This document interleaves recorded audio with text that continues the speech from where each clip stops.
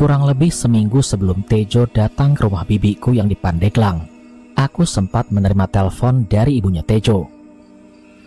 "Assalamualaikum." "Waalaikumsalam, Bi. Ada apa, Bi? Tumben telepon?" tanyaku dari balik telepon. "Kamu sekarang ada di mana, Bi? Bibi mau minta tolong ke kamu nih. Bisa bantu nggak?" tanya Bi Yanah, ibu dari Tejo. "Aku di Pandeglang, Bi. Lagi main ke rumah Bitini. Ya kalau memang aku bisa bantu, ya pasti aku bantu," jawabku lagi. Lalu ibu Tejo pun menerangkan tentang maksud dan tujuannya meminta tolong kepadaku. Ibunya Tejo ternyata meminta Tejo agar keluar dari pekerjaannya, karena menurut beliau kerjanya itu terlalu memiliki pergaulan yang bebas dan khawatir Tejo terjerumus ke dalamnya. Beliau pun menjelaskan bahwa Tejo mungkin awal tahun nanti sudah resmi keluar dari pekerjaannya itu, dan beliau meminta aku agar mengajak Tejo jalan-jalan untuk sekedar mengisi kekosongan waktu ketika belum mendapat pekerjaan lagi. Setelah selesai berbicara di telepon dengan ibunya Tejo, aku tidak mempermasalahkan Tejo keluar dari pekerjaannya, tapi bingung harus mengajak jalan-jalan kemana. Aku yang hobi dengan naik gunung paling hanya bisa mengajaknya naik gunung. Nah, sedangkan Tejo orangnya paling tidak suka naik gunung. Aku pun coba bertanya kepada Bitini destinasi wisata apa yang ada di Pandeglang, dan juga meminta saran kepada dia, serta menceritakan tentang isi dari percakapan aku dengan ibunya Tejo. "Bi, tadi Bianah telepon aku. Dia nyuruh aku ngajak jalan-jalan Tejo. Tapi kemana ya, Bi? Soalnya kalau aku ajak naik gunung, dia pasti nggak mau. Soalnya pernah aku ajak beberapa kali, tapi selalu menolak," tanyaku pada Bitini. "Ajak naik gunung aja, pasti Tejo juga mau kok kali ini. Kalau dulu mungkin karena dia sibuk," saran dari Bitini. "Kalau gitu ya udah deh, aku coba. Tapi aku bakal telepon dia setelah selesai pulang dari Pulau Sari mungkin," jawabku dengan ragu. "Ya soal waktu kamu sendiri aja yang menentukan. Dan kalau ngajak dia naik gunung, jagain Tejo. Kamu tahu sendiri kan, Tejo itu orangnya seperti apa," pinta Bitini kepadaku. Singkat cerita, hari Kamis pagi aku SMS Tejo dan meminta dia untuk menelponku, dan tak berapa lama kemudian Tejo akhirnya menelponku. Dalam telepon aku meminta Tejo buat main ke Pandeglang dan mengajak dia untuk naik gunung. Namun aku sedikit kaget mendengar jawaban dari Tejo. Ternyata dia mau ikut, dan alasan dia ikut karena jenuh jadi pengangguran. Dia juga bilang kalau siang ini akan langsung berangkat ke Pandeglang. Tejo yang bilang kalau siang ini akan jalan ke Pandeglang sekitar jam 3 siang, aku main ke rumah salah satu temanku yang bernama Ayu. Ayu ini salah satu teman cewekku yang punya hobi naik gunung juga. Aku menceritakan kepada Ayu kalau ada saudaraku yang akan datang main ke Pandeglang dan minta diajak naik gunung. Aku pun meminta tolong kepada Ayu untuk ikut dalam pendakian ini dan mengajak satu temannya lagi biar pendakiannya jadi seru. "Ya sudah, ayo. Kalau emang mau naik gunung, tapi gunung mana? Nanti aku ngajak Agus deh," ucap Ayu kepadaku. "Nanti coba aku pikir-pikir dulu yuk. Mumpung saudaraku ini mau diajak naik gunung. Aku sih maunya ngajak dia ke gunung yang gak tinggi, tapi jalurnya lumayan capek," jawabku pada Ayu. "Ya jangan jahat-jahat lah sama saudara. Kasihan saudara lu. Nanti kalau kenapa-napa lu sendiri yang bakalan repot," pinta Ayu. "Udah, santai aja. Aku cuma mau tahu saudaraku itu bakalan kapok atau enggak. Dan mumpung lagi musim hujan, jalur pendakian gunung pasti lebih menantang kan?" jawabku sambil tersenyum. Lalu aku pun ngobrol panjang lebar dan menceritakan tentang Tejo kepada Ayu. Lama kami mengobrol, Ayu memberi kabar melalui ponselnya kepada Agus untuk datang ke rumahnya. Tak lama dari itu, Agus pun datang dan kami berdua menceritakan maksud dan tujuan Ayu menyuruhnya datang ke rumahnya. Tak terasa sudah sore hari dan hujan pun kini turun. Kemudian ponselku berdering. Ternyata itu adalah telepon dari Tejo. Ia memberitahu kalau dia sudah sampai di rumah Bitini dan menanyakan keberadaanku saat itu. Aku pun menyuruh Tejo untuk datang ke rumah temanku guna membahas seputaran pendakian nanti. Dan singkat cerita, Tejo pun datang sekitar jam 7 lewat. Aku pun memperkenalkan Ayu dan Agus kepada Tejo. Aku mengajak Tejo untuk muncak ke Gunung Asepan. Sebetulnya Ayu sempat tidak setuju karena biarpun ketinggiannya cuma 1100 mdpl, tapi jalurnya itu sangat menanjak. Apalagi ditambah musim hujan begini, pasti bakalan sangat licin. Gunung Asepan juga bukan gunung yang populer di kalangan para pendaki, dan banyak mitos atau cerita seram yang beredar. Ayu sempat beberapa kali meyakinkan Tejo, dan jawaban Tejo pun memang sudah yakin mau naik gunung. Ketika asik dalam obrolan, Agus mau mengajak kedua temannya dan aku pun tidak keberatan, dan memberitahu Agus barang apa saja yang harus mereka bawa. Setelah perbincangan itu, aku dan Tejo pun pulang ke rumah Bitini. Tejo langsung masuk ke dalam kamar dan tidur, sedangkan aku ngobrol dengan Bibi. "Jadi Tejo mau kamu ajak kemana, Pi?" tanya Bitini kepadaku. "Ke Gunung Asepan, Bi," jawabku. "Yakin kamu mau ngajak Tejo ke sana? Hati-hati, Pi, di sana banyak cerita yang gak mengenakan," tanya Bitini dengan ragu. "Yakin, Bi, lagian semua gunung itu ya sama aja, tergantung niat dan tujuannya apa. Lagian kan kami ke sana cuma mau menikmati alam, bukannya mau macam-macam atau merusak alam. Insya Allah aman kok, Bi," jawabku dengan mantap. "Kalau kamu sih Bibi percaya. Yang Bibi khawatirkan itu ya Tejo. Dia kan baru naik gunung, pengalamannya juga sedikit, dan gak punya ilmu di pendakian," ucap Bitini. "Santai aja, Bi, Tejo udah gede. Lagian Tejo orangnya juga gak macam-macam kalau di gunung. Sekalipun macam-macam nanti aku sentil, Bi," jawabku sambil tersenyum. Setelah mendengarkan hal seperti itu, bibiku pun percaya dan meminta aku untuk mengawasi Tejo agar tidak berbuat aneh-aneh ketika berada di gunung. Singkat cerita, saat hari Jumat sekitar jam 10 pagi, semua sudah berkumpul di rumah Bitini. Dan Agus dan kedua temannya pun yang bernama Rizal dan Didi datang. Ketika Agus datang membawa Rizal dan Didi, aku melihat muka Ayu merasa tidak senang dengan kedatangan dua orang ini. Sebenarnya aku tak punya pikiran jelek kepada mereka berdua. Namun setelah melihat sikap mereka berdua saat baru kenal dengan aku dan Tejo, kedua orang ini sudah sangat sombong di depanku. Kelakuannya tengil dan sangat sombong. Aku yang mendengar kesombongannya hanya bisa tersenyum saja. Itu kembali lagi ke pribadi masing-masing. Toh niat aku muncak buat ngajak saudaraku jalan-jalan, dan Rizal meminta dirinya untuk menjadi leader dari tim kami. Aku pun mempersilahkan hal itu. Yang terpenting buat aku adalah menjaga Tejo. Singkat cerita, sampailah aku dan yang lainnya di desa Sikulan. Aku pun meminta izin kepada RT setempat untuk menaiki Gunung Asepan. Lalu Bapak RT tersebut memberitahu kami tentang larangan apa saja yang tidak boleh dilanggar ketika naik gunung, dan memberitahu kami semua bahwa yang naik Gunung Asepan pada hari ini hanya rombongan kami saja. Setelah melapor, aku menjalankan sholat zuhur terlebih dahulu, dan setelah itu baru mulailah pendakian. Sebelum mulai pendakian, ketika kami mau berdoa bersama, lagi-lagi Rizal dan Didi membuat ulah. Mereka jalan duluan dan mengacuhkan kami berempat. Dalam hati aku berkata, "Oh, mungkin udah doa di dalam hati kali ya," pikirku yang positif.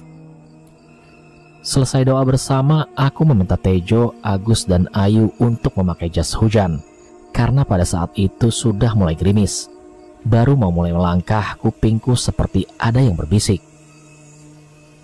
"Tolong awasi mereka berdua." Aku belum terlalu ngeh yang dimaksud mereka berdua itu siapa. Dan ketika aku melihat jauh ke depan, aku melihat satu sosok yang sedang memperhatikan aku dan rombongan. Dalam batin aku berkata, "Aduh, udah kayak ujian aja makai diawasi segala. Tolong dong, jangan kasih kejutan di pendakian aku kali ini." Namun aku tak memberitahu apa yang aku lihat kepada temanku atau Tejo. Lama kami berjalan, tiba-tiba saja bisikan itu muncul lagi dan berbicara hal yang sama. Aku pun mulai sedikit menerka-nerka tentang yang dimaksud mereka berdua itu, mungkin Rizal dan Didi. Aku pun meminta Ayu dan Agus agar menyusul mereka berdua, sedangkan aku jalan belakangan karena aku harus mengisi persediaan air terlebih dahulu. Ayu dan Agus pun mengikuti perintahku dan mereka berdua mempercepat jalannya untuk menyusul Didi dan Rizal. Lalu aku mengajak Tejo untuk mengisi air. Ketika mengisi air, Tejo sempat kesal karena ia harus membawa air yang sudah aku isi. Aku yang melihat Tejo kesal hanya bisa tertawa saja dan terus meledek dia. Selesai mengisi air, kami berdua lanjut jalan lagi sambil ngobrol. Namun dalam obrolan aku sempat berpikir kenapa tiba-tiba ada bisikan seperti itu. Dan sempat terpikir olehku, pendakian perdana lu bakalan seram deh, Jo. Tapi biarpun seram atau bakalan diganggu makhluk halus gunung ini, aku yakin kalau Tejo pasti bisa menghadapinya. Toh juga Tejo pernah mengalami hal seperti ini saat dulu waktu di hutan. Jadi Tejo gak bakalan kaget kalau soal makhluk gaib. Singkat cerita, aku dan Tejo pun berhasil menyusul rombongan yang berada di depan. Namun lagi-lagi Rizal dan Didi benar-benar berbicara sombong. Sebenarnya aku tak ada masalah dengan tipikal orang yang seperti itu. Tapi aku khawatir Tejo emosi dan malah bikin pendakian kali ini runyam. Namun di sisi lain ada bagusnya juga. Jadi aku bisa lihat seemosi apa Tejo ketika menghadapi orang seperti ini. Dan apakah akan kapok atau tidak saat perdana naik gunung dengan tim yang seperti ini. Tak terasa hujan deras pun mulai turun dan akhirnya kami berenam pun mulai jalan bersama. Ketika sedang mau berjalan, aku melihat sosok yang di awal muncul lagi di salah satu pohon. Sosok itu hanya memperhatikan kami saja. Aku mengambil sebuah batu kecil lalu melemparnya ke sosok itu. Dan sosok itu pun akhirnya bisa hilang. Dalam batin aku berkata, "Jangan ganggu pendakian kami. Kami kesini cuma mau menikmati alam." Aku yang berada di paling belakang selalu memperhatikan Tejo. Karena kami sudah berjalan beberapa jam namun dia belum sempat istirahat. Dan jalanan yang dihadapi sekarang adalah tanjakan yang sangat curam. Aku sempat berkata kepada Tejo, "Jo, kalau capek istirahat aja, gak perlu dipaksain." Tapi Tejo bilang masih kuat. Sampai akhirnya entah sudah berapa lama berjalan dan masih berada dalam jalur tanjakan, Tejo pun akhirnya meminta istirahat. Aku yang melihat Tejo sudah mulai kelelahan sebetulnya merasa kasihan. Tapi ya mau gimana lagi. Namanya juga naik gunung. Ya memang seperti ini rasanya. Tejo pun membaringkan tubuhnya ke tanah dan kakinya menahan ke sebuah pohon agar ia tidak terjatuh. "Masih kuat, Jo?" tanyaku pada Tejo. "Masih, Pi. Ya wajar lah, namanya perdana naik gunung, malah dapat jalan licin dan tanjakan kayak gini. Aku rasa lu sengaja ya bikin aku sengsara," jawab Tejo. Aku hanya bisa tertawa mendengar ucapan Tejo seperti itu. Lalu tiba-tiba ada suara teriakan dari atas yang meledek kami berdua. Suara itu dari Rizal dan Didi. Melihat muka Tejo yang mendengar ledekan dari mereka berdua, aku merasa kalau Tejo sudah mulai terpancing emosinya dan terlihat mulai kesal. Aku yang sadar akan hal itu coba berusaha menenangkan dia dan meminta dia untuk fokus pada jalur pendakian saja. Bersyukurnya dengan nasihatku, ia masih bisa menahan emosinya. Ketika aku masih menemani Tejo yang beristirahat, mataku terus mengamati situasi sekeliling. Dan saat melihat ke arah atas, ternyata ada satu sosok makhluk lagi. Sosok itu seperti menyeringai kepadaku. Dan tak lama sosok itu seperti menggelindingkan sesuatu dan ternyata itu sebuah batu. Tejo yang mendengar seperti suara menggelinding langsung memanggil aku dan bertanya. Kali ini aku memberitahu Tejo bahwa yang menjatuhkan batu itu sosok yang berada di atas tanjakan ini. Tejo yang melihat sosok itu hanya bisa beristighfar. Aku yang berpikir ini adalah suatu peringatan langsung meminta Tejo untuk meneruskan perjalanan. Namun ketika mau meneruskan perjalanan, tiba-tiba terdengar suara teriakan lagi dari Didi. Didi terpeleset dan tubuhnya jatuh ke bawah menabrak sebuah pohon. Lalu disusul dengan Agus yang melihat kondisi Didi. Dan Agus terkejut ketika melihat Didi mengeluarkan darah. Ia kemudian berteriak memberitahu kami tentang kondisi Didi. Aku dan Tejo pun langsung berlari dengan susah payah ke lokasi Didi terjatuh. Namun sesampainya kami di sana, Didi tiba-tiba tertawa disusul dengan tawa Rizal juga. Ternyata yang mereka lakukan hanya untuk mengerjai kami saja. Tejo yang menyadari bahwa bercanda mereka sudah melampaui batas, mendadak muka Tejo memerah, menunjukkan bahwa Tejo sudah benar-benar kesal dan marah.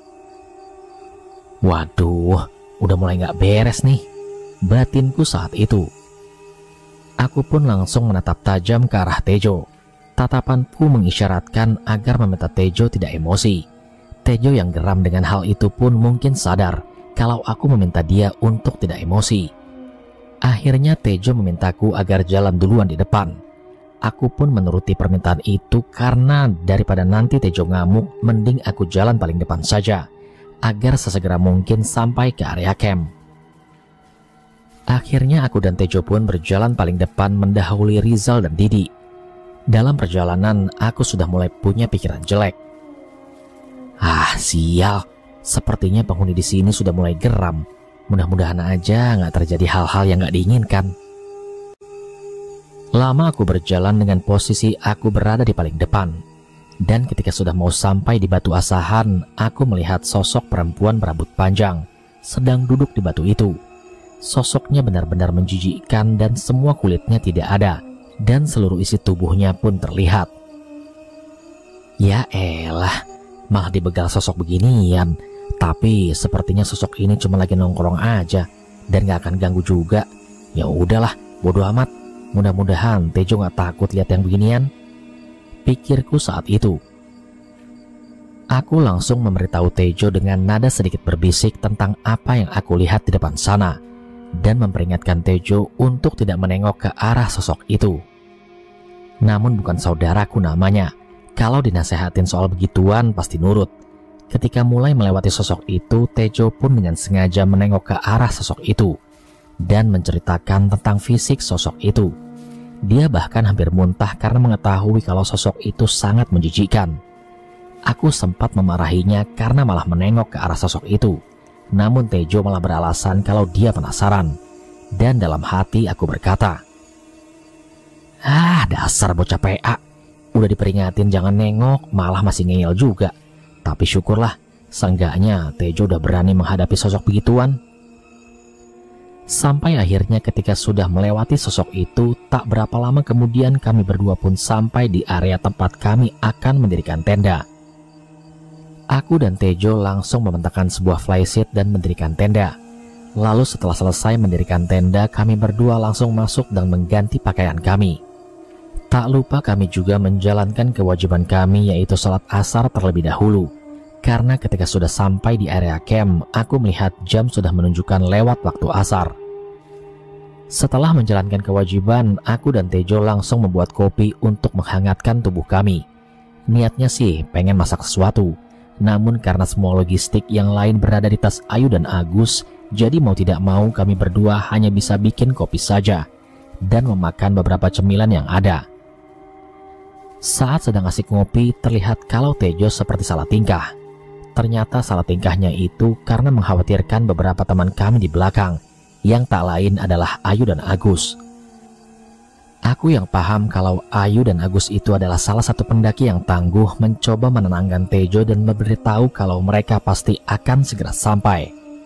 Tejo yang percaya atas ucapanku, ia pun kembali tenang dan segera menikmati kopinya lagi sambil perlahan menghisap sebuah rokok kretek di tangannya. Lama kami ngopi sambil ngobrol kesana kemari. Tak terasa waktu maghrib pun tiba. Kami berdua pun bergantian menjalankan sholat maghrib.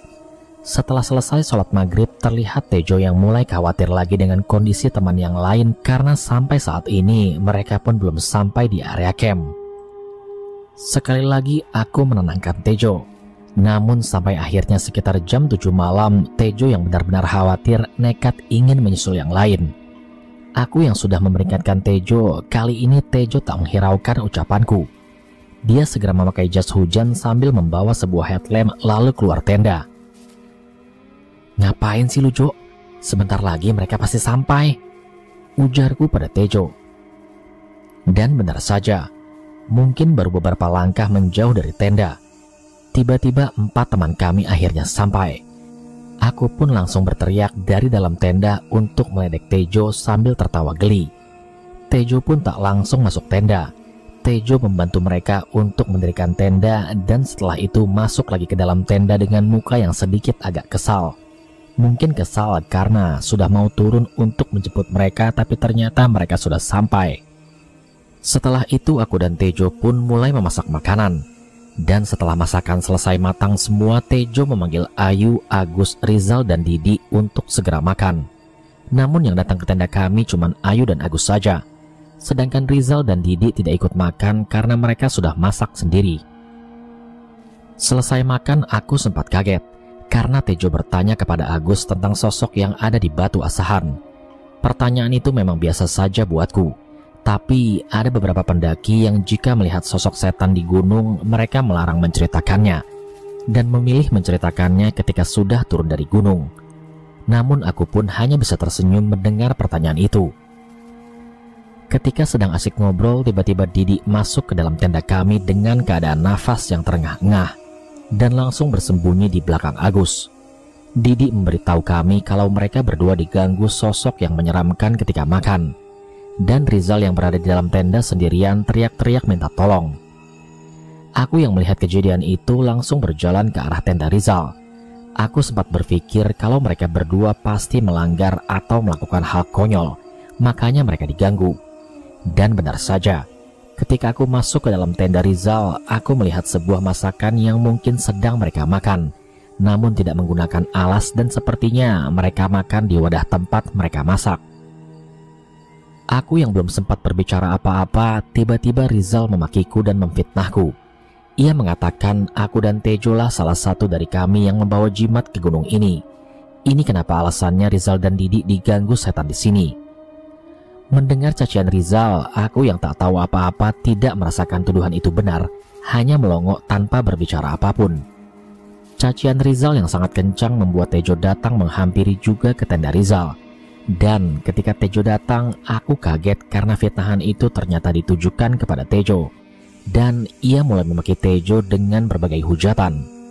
Bukan fitnahan yang membuat aku emosi. Karena aku percaya sebandel-bandelnya Tejo, ia bukan orang yang percaya dengan sebuah jimat, apalagi harus memiliki jimat. Rizal kemudian mengepalkan tangannya dan mau memukul Tejo. Aku yang refleks melihat tindakan Rizal sudah melewati batas langsung menangkis pukulan yang mengarah ke Tejo. Dan kesabaranku benar-benar sudah melampaui batas. Aku pun memarahi Rizal dengan tindakannya yang sudah berlebihan kepada Tejo.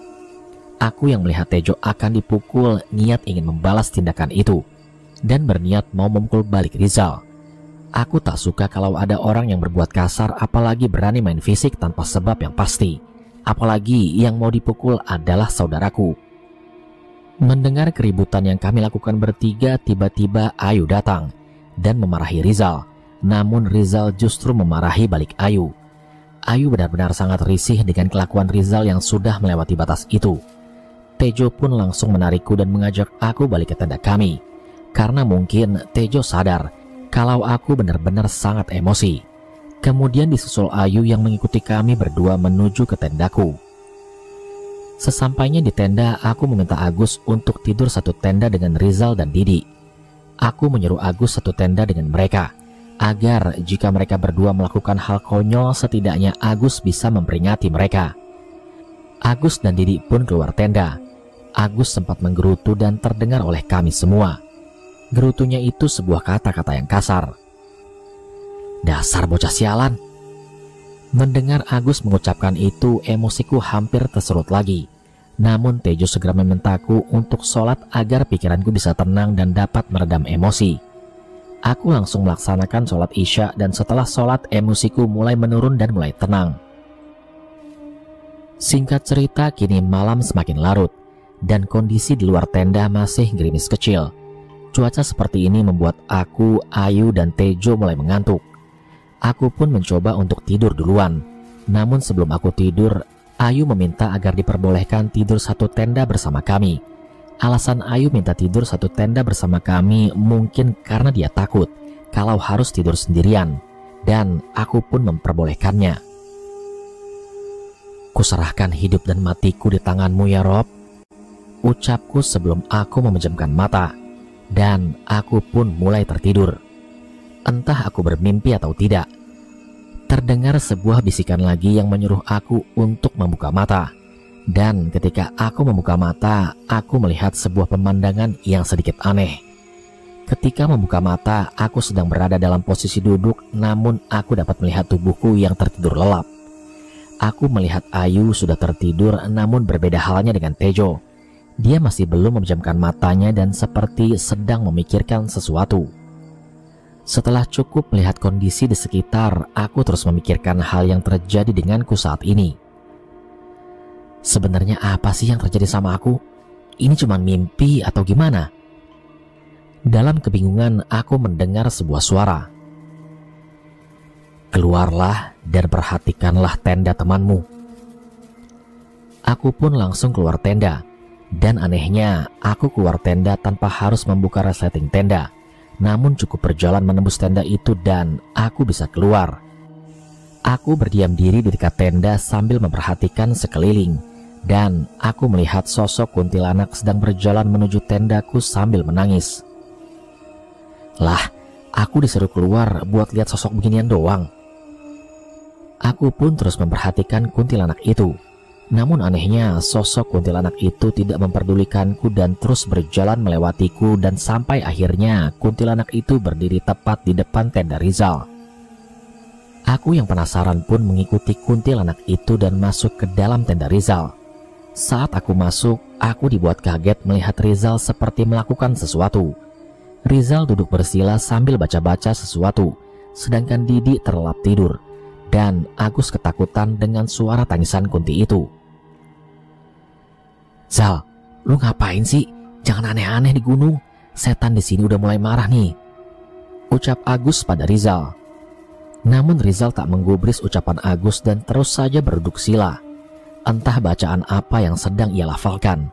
Namun tiba-tiba ada seseorang yang berbicara lagi kepadaku. Anehnya sosok yang berbicara itu tak pernah menampakkan wujudnya sama sekali. Kemudian sosok itu pun berkata, temanmu itu sedang mencari pusaka yang berada di sini. Kamu harus tahu, jika terjadi apa-apa dengan mereka berdua, adalah akibat kelakuan mereka sendiri. Aku pun memberanikan diri untuk berkomunikasi dengan sosok yang tak terlihat itu. Lalu, aku harus bagaimana? Tanyaku.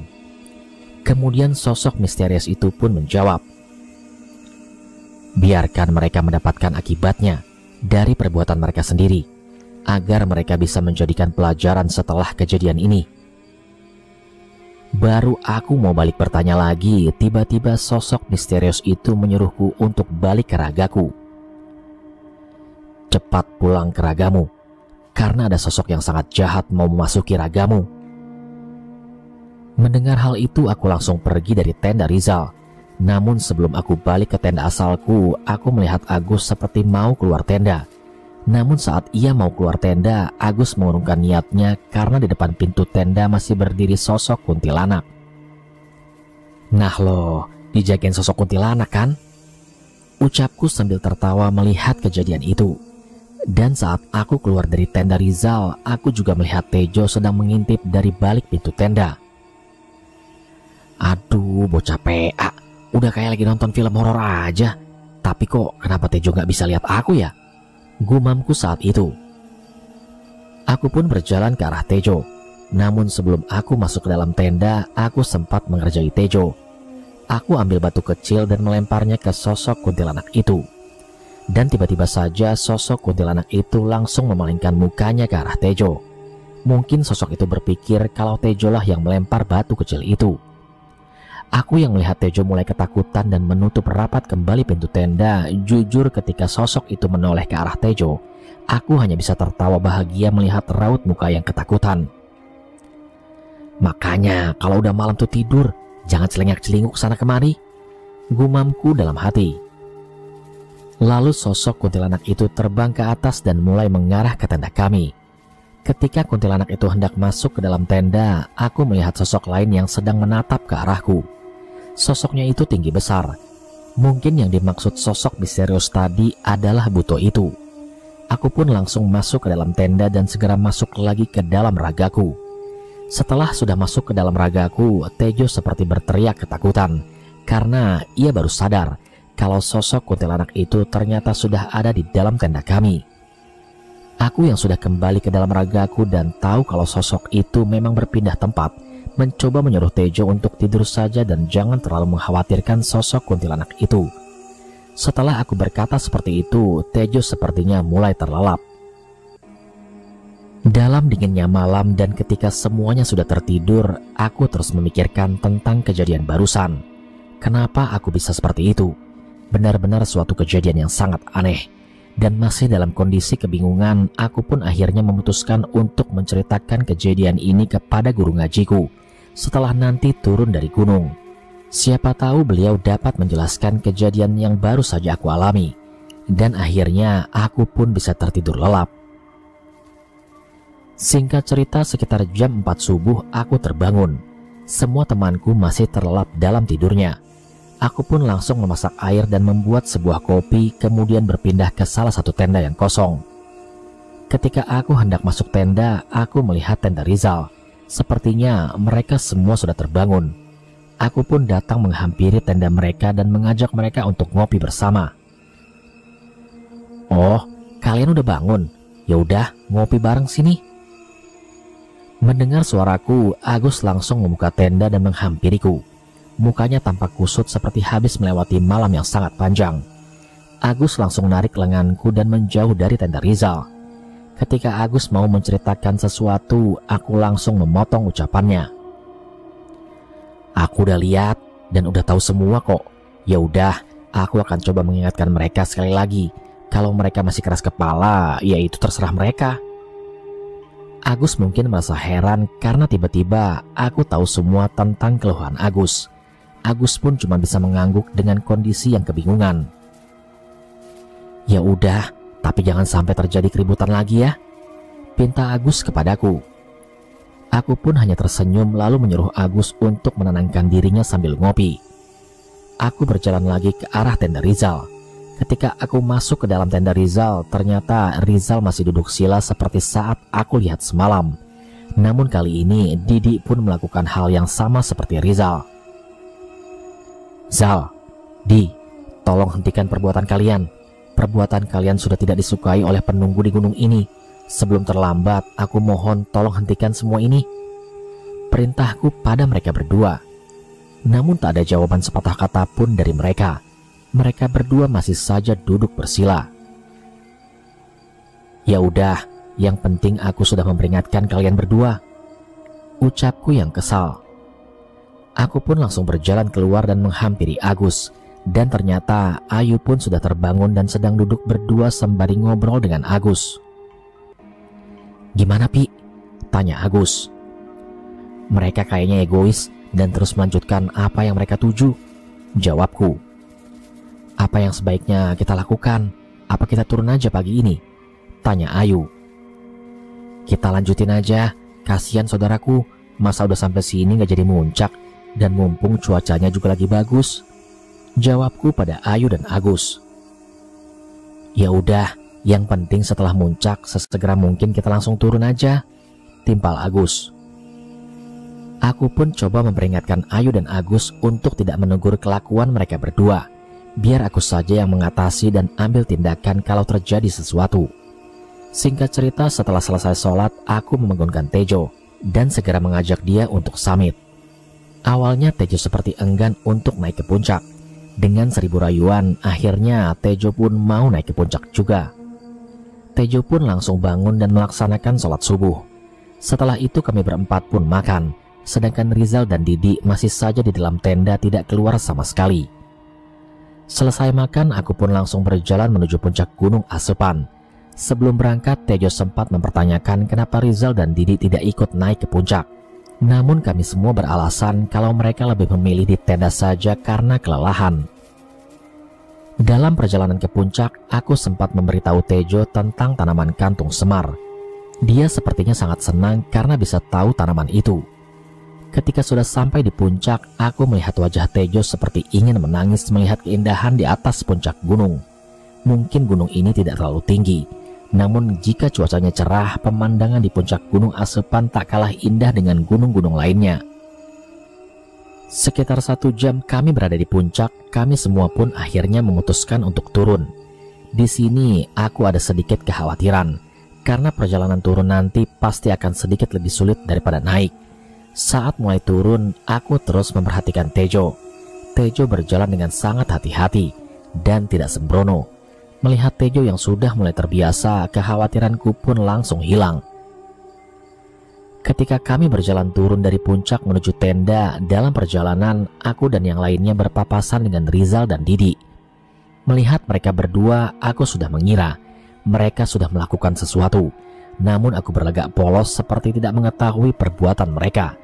Aku dan yang lainnya sempat bertanya kepada mereka berdua mau pergi kemana. Namun mereka beralasan mau menyusul kami ke puncak dan mengurungkan niatnya karena ternyata kami sudah turun. Lalu kami semua pun akhirnya turun dan kembali menuju tenda bersama.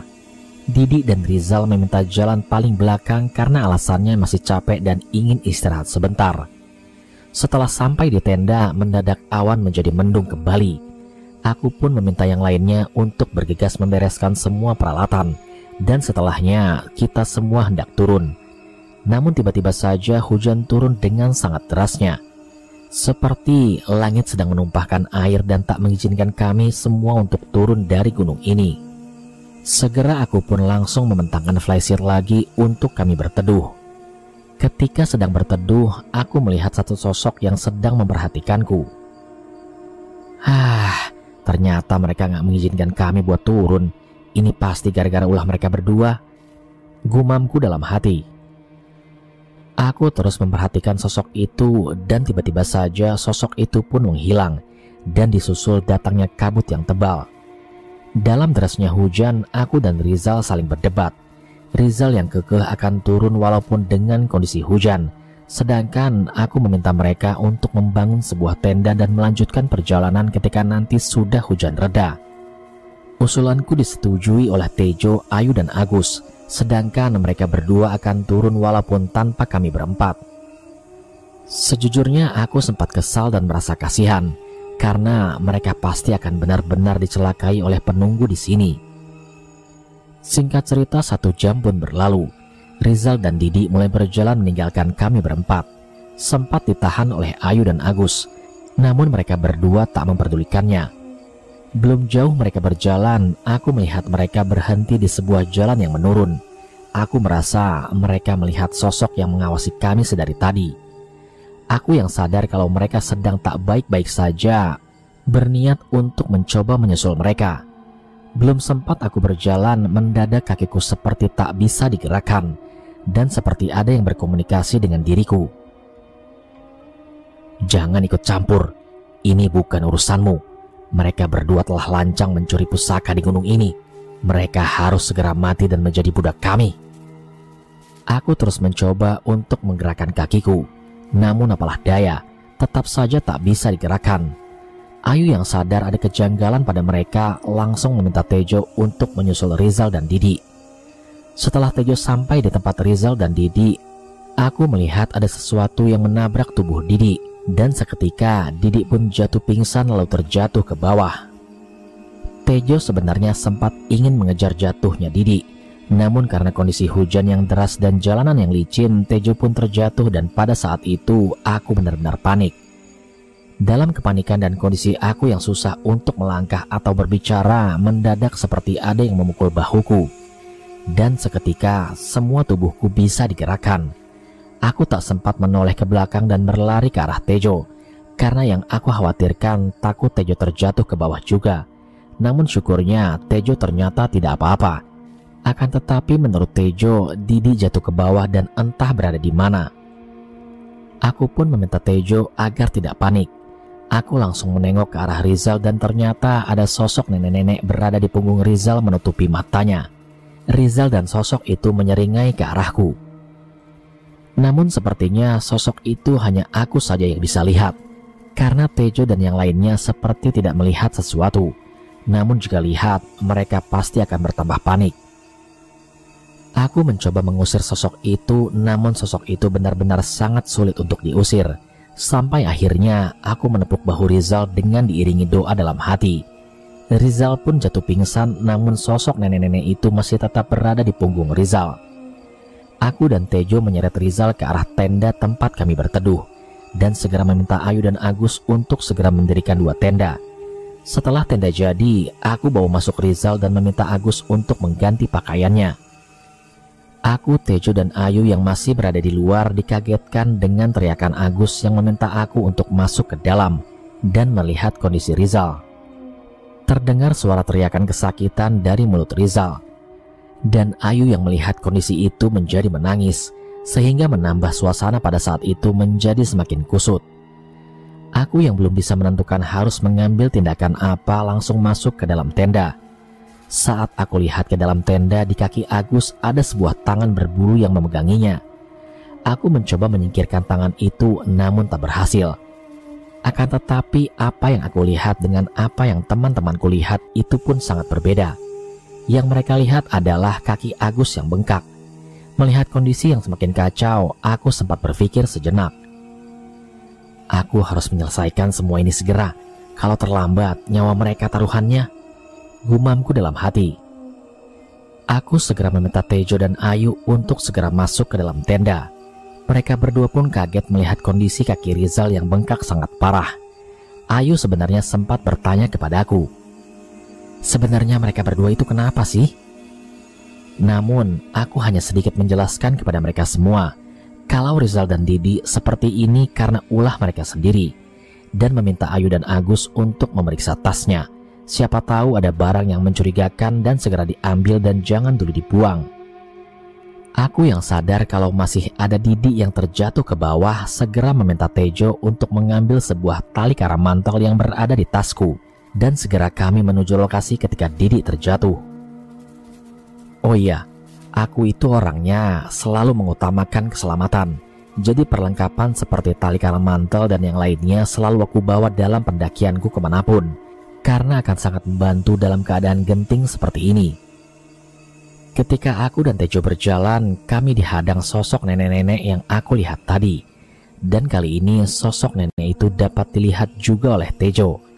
Dan nenek itu sempat berkata, meminta untuk barang pusakanya dikembalikan dan mengancam akan membunuh Rizal dan Didi. Aku pun sempat meminta maaf atas kelakuan mereka berdua dan berjanji akan mengembalikan barang yang mereka ambil. Namun nenek itu malah tak menghiraukannya. Nenek itu tiba-tiba terbang ke arah tenda. Aku pun langsung mengambil sebuah batu yang sudah aku bacakan doa lalu melemparnya. Sosok nenek itu langsung menghilang entah kemana, namun aku yakin sosok itu pasti akan muncul kembali. Ketika sosok nenek itu menghilang, aku meminta Tejo untuk mengikatkan salah satu ujung tali ke sebuah pohon. Setelah tali diikatkan ke sebuah pohon, aku langsung turun ke bawah dengan menggunakan tali, agar jika aku terpeleset, aku masih bisa berpegangan kepada tali itu. Lama aku mencari Didi. Akhirnya aku melihat Didi tersangkut ke sebuah pohon. Namun tubuh Didi dijaga oleh satu sosok kuntilanak. Dasar setan biadab, jangan deketin dan ganggu temanku. Sambil dalam batinku meminta pertolongan kepada Allah Subhanahu wa Ta'ala. Dan alhamdulillah sosok kuntilanak itu pergi dan aku langsung mengecek kondisi Didi. Di, bangun Di. Aku terus mencoba membangunkan Didi. Namun tak ada jawaban dari Didi. Aku cek seluruh badan Didi. Aku kaget ketika melihat tubuh Didi banyak sekali luka. Namun dari semua luka yang Didi dapat, aku merasa ada beberapa luka yang tak wajar. Terdapat beberapa sobekan. Namun luka sobek itu benar-benar tidak wajar. Dari luka sobek itu banyak sekali belatung yang masuk ke dalam tubuh Didi. Ketika aku memegang luka Didi sambil membacakan doa, Didi langsung membuka matanya, melihat ke arahku sambil memarahiku. Namun suaranya berbeda. Sepertinya Didi sedang dirasuki oleh sosok makhluk gaib. Tinggalkan bocah ini dan jangan ikut campur, ucap sosok yang berada di dalam tubuh Didi. Cepat pergi dari raga temanku, teriakku pada sosok itu. Aku mencoba mengeluarkan sosok setan yang merasuki tubuh Didi. Namun lagi-lagi sosok itu tak mau keluar dan sangat sulit untuk dikeluarkan. Dasar setan bandel, gue bakal bikin perhitungan sama lu. Aku langsung mengeluarkan sebuah tasbih kecil dari dalam sakuku dan langsung menempelkan tasbih itu ke luka sobek yang berada di tubuh Didi. Syukur alhamdulillah luka yang aneh itu bisa sembuh dengan sendirinya dan Didi pun kembali pingsan lagi. Namun sosok setan itu masih berada di dalam tubuh Didi. Segini juga cukup lah, biar nanti aku pikirin jalan keluarnya. Tapi kan nggak mungkin juga ya bawa Didi ke atas dengan kondisi seperti ini, pikirku dalam hati. Tak jauh dari lokasi aku dan Didi, aku melihat sebuah tempat yang sedikit landai. Aku menyeret tubuh Didi ke tempat itu.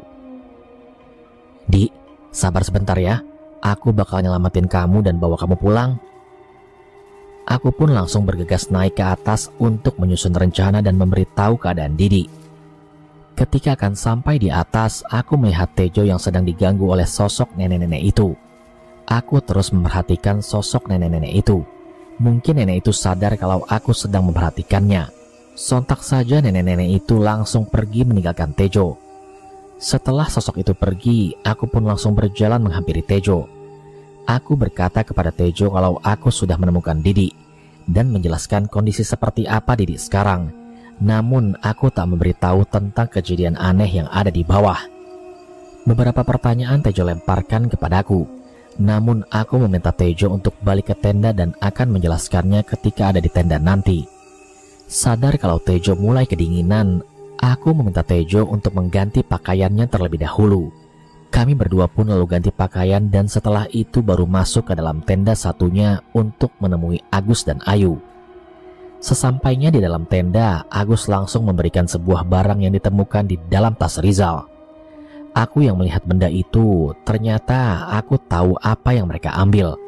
Rizal bukan memetik sebuah kantung semar biasa, tapi ini salah satu perwujudan pusaka yang ada di gunung ini. Banyak pertanyaan yang dilontarkan kepadaku, namun pada intinya aku hanya menjelaskan kepada mereka alasan kami diganggu karena Rizal dan Didi sudah mengambil sesuatu yang bukan hak miliknya. Lalu aku pun menjelaskan keadaan Didi di bawah. Segera aku pun langsung menyusun sebuah rencana dan membagi tugas kepada Tejo, Ayu dan Agus. Dan dengan terpaksa mereka pun setuju dengan rencanaku itu. Singkat cerita, aku dan yang lainnya pun telah bersiap menjalankan rencana yang aku usulkan. Namun sebelum memulainya, aku meminta Tejo untuk azan terlebih dahulu. Karena aku yakin dengan azan, kabut atau hujannya akan berhenti. Karena hujan dan kabut ini bukan sebuah fenomena alam biasa. Ketika Tejo melantunkan azan, aku berdoa dalam hati, meminta pertolongan kepada Allah Subhanahu wa Ta'ala agar dipermudah mengatasi masalah ini. Ketika aku dan Tejo keluar tenda, syukur alhamdulillah, hujannya mulai reda walaupun hanya menyisakan gerimis kecil, dan kabut pun yang tadinya tebal perlahan menghilang. Aku meminta Tejo untuk menyiapkan keperluan nanti saat di bawah. Sedangkan aku berjalan ke arah puncak saat aku berpapasan dengan Rizal dan Didi ketika akan hendak turun dari puncak tadi. Di tempat itu terlihat ada sosok buto yang sangat besar sedang menungguku di sana. Sesuai janjiku, ini barang yang mereka ambil. Aku kembalikan dan jangan ganggu semua teman-temanku lagi. Buto itu cuma tertawa dan menghilang begitu saja. Dasar buto sialan, gak tahu terima kasih. Main pergi gitu aja. Aku pun langsung pergi dari lokasi itu dan kemudian menghampiri Tejo lagi. Udah selesai, Jo? Tanyaku pada Tejo. Udah nih. Ya udah, tunggu sebentar. Aku prepare barang-barang dulu untuk turun nanti. Jelasku pada Tejo. Sebelum aku dan Tejo berangkat, aku mementengi area sekitar tenda. Bertujuan semoga saja tidak ada makhluk gaib lain yang mengganggu Ayu, Agus, dan Rizal. Singkat cerita, aku dan Tejo sampai di lokasi Didi. Aku meminta Tejo untuk mendirikan sebuah tenda lagi, dan setelah itu membawa Didi masuk ke dalam tenda. Namun ketika aku melihat Didi, ada hal yang aneh yang membuat aku kesal. Ternyata setan yang merasuki Didi masih ada di sana dan belum keluar. Aku pun keluar tenda. Dalam batin aku berkata, sialan, aku dikibulin sama setan di sini. Berarti kaki Rizal pun sepertinya masih dipegangi sama tangan berbulu itu. Tunggu aja nanti pembalasanku. Tak lama setelah Tejo mengganti pakaian Didi, Tejo pun keluar tenda. lalu bertanya sesuatu kepadaku tentang harus bagaimana cara ia merawat Didi. Tejo yang memang awam untuk memberikan pertolongan pertama, aku pun memberitahu Tejo caranya merawat Didi dengan pengetahuan yang aku ketahui. Sebelum aku pergi, Tejo sempat kesal karena ia tahu kalau aku tidak membentengi area sekitar tendanya. Namun aku melakukan hal itu karena aku yakin dan percaya kalau Tejo itu orangnya bukan penakut dan merasa kalau Tejo sedang terancam oleh sosok makhluk gaib, pasti akan ada saja yang membantu dia. Dirasa Tejo sudah bisa mengatasi semuanya, aku pun pergi menjauh meninggalkan tenda Tejo. Namun aku belum memutuskan untuk turun menuju desa. Aku sempat beristirahat dan bersandar di sebuah pohon sambil membakar sebuah rokok. Ya Allah, lelah banget badanku, tapi semuanya belum berakhir. Masih ada hal yang harus aku selesaikan. Aku pun sempat berpikir dengan pendakian perdana Tejo yang memiliki kesan kurang enak. Tejo bakalan kapok gak ya? Gumamku dalam hati. Setelah menghabiskan rokok satu batang, aku mencari tempat untuk melaksanakan sholat asar. Dan tak jauh dari tempat aku merokok, ada sebuah tempat yang cukup nyaman untuk melaksanakan sholat. Setelah selesai sholat, aku duduk bersila dan memejamkan mata. Aku berdoa dan berpasrah kepada Sang Pencipta, meminta pertolongan kepadanya agar diberikan jalan keluar atas masalah ini. Ketika aku sedang berdoa, aku mendengar bisikan seseorang lagi. Bangun cuk, cepat pergi dan selesaikan semuanya. Ketika aku membuka mata, aku sedang berdiri dan melihat tubuhku yang lain sedang duduk bersila. Ini kayak yang tadi malam ya? Aku sempat berpikir kalau aku pergi ke atas dengan kondisi seperti ini, nanti kalau tiba-tiba ragaku dimasuki sosok lain malah bertambah masalah baru. Aku yang masih kebingungan lalu mendengar suara misterius itu lagi. Jangan kamu khawatirkan ragamu, aku akan menjaga ragamu, dan segeralah tolong teman-temanmu. Aku akan membantumu mulai dari sini. Mendengar suara yang berbicara seperti itu, aku pun langsung bergegas ke lokasi tenda Ayu. Tak butuh waktu lama untuk sampai ke tenda Ayu. Aku seperti bisa berjalan melayang. Aku masuk ke dalam tenda dan melihat kondisi Rizal kakinya masih dipegangi sosok berbulu itu. Aku melihat Ayu pun menangis meratapi Rizal yang tak kunjung sadar juga. Aku mencoba menarik lengan berbulu itu, namun lengan ini benar-benar sangat susah dilepas. Sampai akhirnya ada sebuah cahaya putih yang masuk ke dalam tubuh Rizal. Setelah cahaya itu masuk, perlahan tangan yang memegangi kaki Rizal mengeluarkan asap seperti akan terbakar. Tiba-tiba tangan itu terlepas dengan sendirinya dan kemudian keluar dari tenda. Temanmu sudah aman, dan cepat sadarkan dia. Mendengar perintah dari suara misterius itu lagi, aku pun langsung memanjatkan doa lalu mengusap muka Rizal. Alhamdulillah akhirnya Rizal pun sadar, dan tampak raut muka bahagia dari Ayu dan Agus. Alhamdulillah, akhirnya lu sadar juga. Yuk, cepat masak air, sama bikin makanan, pinta Agus pada Ayu. Ayu segera menyalakan kompor dan memasak makanan untuk Rizal. Melihat kondisi yang sudah membaik, aku pun langsung pergi dan mulai menuju tenda Tejo. Sesampainya di tenda Tejo, aku sedikit dibuat kesal dan campur kasihan. Dasar bocah PA, disuruh jagain yang sakit malah asik molor. Tapi nggak apa-apalah, mungkin dia juga kecapean kali ya. Gumamku saat itu. Aku mencoba lagi untuk mengeluarkan setan yang merasuki tubuh Didi, namun tetap saja tidak berhasil. Lalu tiba-tiba cahaya putih itu datang lagi dan masuk ke dalam tubuh Didi. Namun kali ini cahaya itu tidak keluar dari dalam tubuh Didi.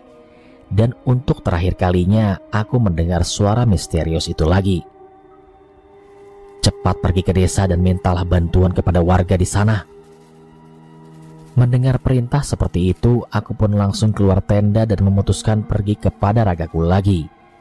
Ketika aku berada di luar tenda, ternyata sudah ada sosok buto yang aku temui tadi ketika mengembalikan pusaka. Aku udah ngembaliin pusaka itu, jadi cepat kembalikan temanku seperti semula, dan jangan ganggu lagi mereka. Perintahku pada sosok buto itu.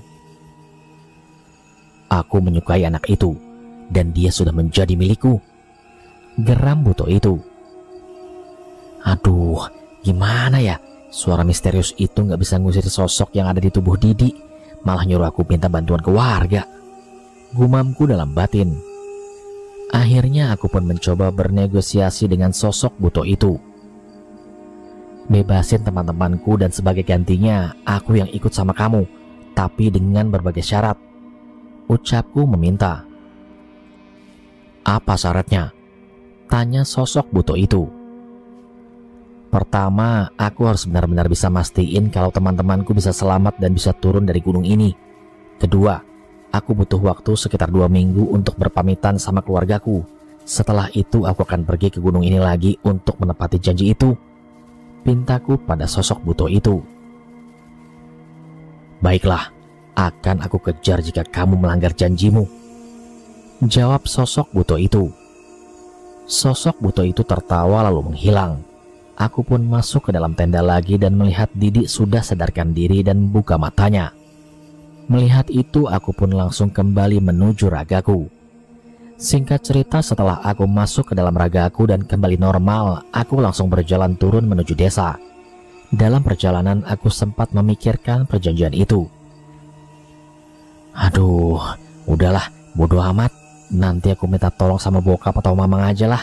Mereka berdua pasti bisa bantuin aku untuk ngadepin masalah ini. Yang terpenting kedua temanku bisa selamat, ucapku dalam hati. Dan tak butuh waktu lama, aku pun sampai di desa. Aku merasa perjalanan turun terasa sangat cepat. Cuman butuh waktu beberapa menit untuk menuruni gunung ini. Aku langsung menemui RT setempat dan menceritakan kejadian demi kejadian. Setelah mendengarkan ceritaku, Pak RT pun langsung memberitahu beberapa warga untuk ikut menolong juga, dan tak lupa membawa salah satu sesepuh di sana. Aku sempat terkejut ketika mendengar suara sesepuh itu. Suaranya sangat mirip dengan suara misterius yang selalu aku dengar, dan sesepuh itu sempat tersenyum ketika melihatku. Singkat cerita, aku dan warga mengevakuasi teman-temanku. Dan setelah berhasil membawa mereka semua turun dari Gunung Asupan dengan selamat, sesepuh itu sempat berbicara kepadaku. Ia meminta agar ucapannya disampaikan kepada Rizal atau keluarganya. Beliau bilang kalau luka bengkak yang diderita Rizal tak akan bisa sembuh dengan waktu yang cepat. Semuanya tergantung dengan anak itu sendiri. Beliau juga sempat menjelaskan kepadaku bengkak tersebut bisa saja hilang kalau Rizal mau mengakui kesalahannya dan berjanji tak akan mengulangi perbuatan itu lagi. Sikap dan sifatnya harus mau berubah. Dan jika semua itu sudah dilakukan, lambat laun lukanya akan cepat sembuh dengan sendirinya. Aku pun sempat bertanya soal luka yang diderita Didi. Namun sesepuh itu menjelaskan bahwa luka Didi bisa disembuhkan dengan medis. Karena sesepuh itu bilang Didi bisa sembuh karena aku sudah mengambil alih. Mungkin yang dimaksud perjanjian aku dengan sosok Buto itu. Setelah 4 hari kejadian itu, aku pun mencoba memberanikan diri menyampaikan amanat dari sesepuh itu kepada keluarga Rizal. Karena tak segampang itu menyampaikan fakta yang tak masuk akal. Aku sempat dapat info dari Ayu kalau bengkak Rizal sembuh memakan waktu sekitar setengah tahun lebih.